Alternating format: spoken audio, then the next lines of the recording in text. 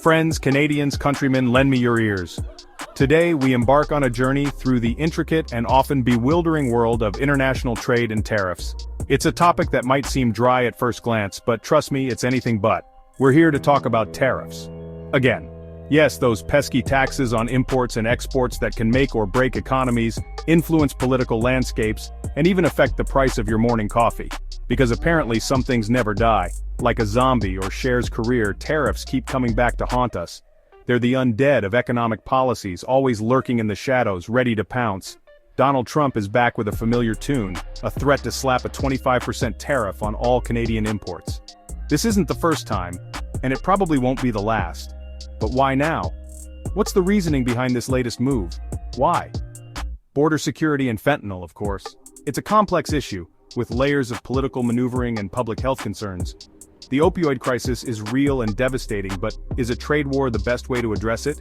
Because nothing says I'm serious about drug control like a trade war with your biggest trading partner. It's a bold strategy, but is it effective? Let's dig deeper into the implications. Look, we all know Trump loves a good tariff. It's his go-to move, his signature play in the game of international relations. He sees them as his big stick, his way of saying, you want to play hardball? I'll show you hardball. It's a tactic that's as much about image and perception as it is about economics. But the thing about tariffs is, they're not just a game. They have real, tangible effects on economies, businesses, and everyday people. When tariffs go up, so do prices. And that can lead to a whole host of problems. They have real-world consequences for businesses and consumers on both sides of the border. So should Canada retaliate? It's a tough call. Retaliation could escalate the situation, leading to a full-blown trade war. But doing nothing might be seen as a sign of weakness. Grab a double-double and let's dive in, shall we? We'll explore the potential impacts, the political motivations, and the possible outcomes of this latest tariff threat. It's a complex issue, but one that's crucial to understand in our interconnected world. So sit back, relax, and let's unravel the art of the deal, Canadian style. Canada's initial reaction to Trump's tariff threat was a masterclass in diplomatic restraint. The country, known for its politeness and measured responses, showcased its ability to stay calm under pressure. This wasn't the first time Canada had to deal with unexpected political maneuvers from its southern neighbor, and it likely won't be the last.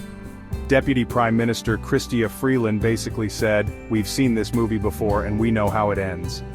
Her calm demeanor and confident words were a testament to Canada's experience in handling such situations. Freeland's approach was not just about maintaining peace but also about showing strength through composure. She's not wrong. Canada has dealt with Trump's tariff tantrums before, and they emerged relatively unscathed. The country has a history of navigating through economic challenges with resilience and strategic planning. From the softwood lumber disputes to the dairy tariffs, Canada has always found a way to protect its interests while maintaining a level-headed approach. Of course, not everyone is on board with the whole, let's be reasonable approach. In a country as diverse as Canada, opinions vary widely. Some citizens believe that a stronger, more aggressive stance is necessary to protect national interests. They argue that diplomacy can sometimes be mistaken for weakness. Ontario Premier Doug Ford, never one to shy away from a good dust-up, called the threat insulting and basically said, "Bring it on." Ford's fiery rhetoric resonated with many who felt that Canada needed to show more backbone. His approach was a stark contrast to Freeland's, highlighting the different strategies within the Canadian political landscape. And let's be honest, there's a certain appeal to that kind of fighting spirit. It taps into a sense of national pride and resilience. Canadians have a long history of standing up for themselves, whether on the ice rink or in the political arena. This fighting spirit is part of what makes Canada unique. After all, nobody wants to be pushed around by a guy who thinks healthcare is a socialist plot and puts ketchup on his steak. Trump's unconventional style and controversial policies have often been a source of frustration and amusement for Canadians. While some prefer a measured response, others believe that a more assertive approach is necessary to deal with such an unpredictable leader. In the end, Canada's response to Trump's tariffs is a balancing act between diplomacy and assertiveness, reflecting the country's complex and multifaceted identity. Remember 2018? Ah, good times. Except for that whole trade war thing Trump started with, well, everyone. He slapped tariffs on Canadian steel and aluminum, claiming national security concerns. Canada, understandably miffed, retaliated with tariffs of their own. It was a whole eye for an eye situation, except everyone ended up blindfolded and stumbling around in a trade war they didn't want. Eventually, cooler heads prevailed, for once, and the tariffs were lifted, but the scars remain. The lesson? Trade wars are dumb. They hurt everyone involved, except maybe the lawyers who get paid to argue about them. Canada isn't the only one on the receiving end of Trump's tariff love. Mexico, the other member of the NAFTA, now USMCA trio, has also been threatened with the dreaded 25%. Their response? A mix of caution and defiance. Kind of like a chihuahua wearing a sombrero and holding a tiny pistol. The point is, this isn't just a Canada problem, it's a Trump problem. He likes to throw his weight around and tariffs are his weapon of choice. But here's the thing about bullies. They usually back down when they realize the other guy is ready to fight back. Let's talk about the real victims of this tariff drama, everyday people. The ones who are just trying to get by, who go to the grocery store expecting to find their favorite products, only to be met with empty shelves and skyrocketing prices. It's a nightmare scenario that's playing out in real time. Because here's the thing about tariffs, they're basically just taxes on consumers. When you see that receipt, and the total is higher than you expected, that's the tariff at work. It's not just a number, it's a tangible impact on your wallet. That 25% tariff on Canadian imports? It's not just a statistic. It's a real cost that gets passed down to you, the consumer. That's you paying more for your maple syrup, your poutine, your Ryan Reynolds movies.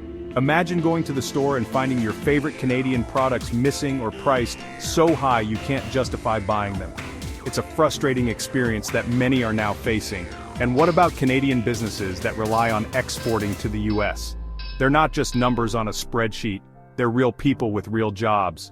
They're going to get hammered, jobs will be lost, the economy will suffer, factories will close, and communities will be devastated. It's a ripple effect that starts with a tariff and ends with people losing their livelihoods, all because of a political stunt. Politicians argue and make grandstanding moves, but it's the everyday people who pay the price. It's a game to them, but for us, it's real life. It's enough to make you want to drown your sorrows in a Tim Hortons iced cap.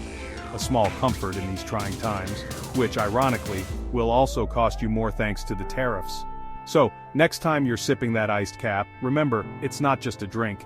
It's a symbol of how these tariffs touch every aspect of our lives. So what's the answer? Should Canada retaliate? It's a tough call. On the one hand, nobody likes a pushover. On the other hand, starting a trade war with your biggest trading partner is like getting into a slap fight with a bear. You might land a few good blows, but in the end, you're still going to get mauled. Maybe the best approach is a combination of firmness and diplomacy. Stand up for your interests, but leave the door open for negotiation. Because at the end of the day, nobody wins in a trade war. Except maybe the lawyers, they always win.